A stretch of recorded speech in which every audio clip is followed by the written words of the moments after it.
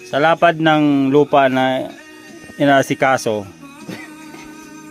lahat ng kahit doon siya aapak, kadali akyat siya sa hagdan, nilagyan pa niya ng tanim. Diyan talaga niya tinanim. Kasi wala na yatang matanimang mahabang lupa eh.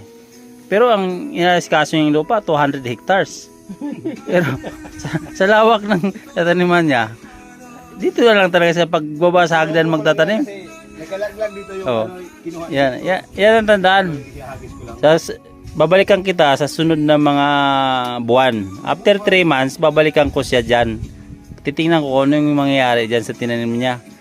Tapos yung pakwan ng tinanim niya, ang ginawa pa niyang malunggay. Yung kanyang nilagay na pangharang, malunggay.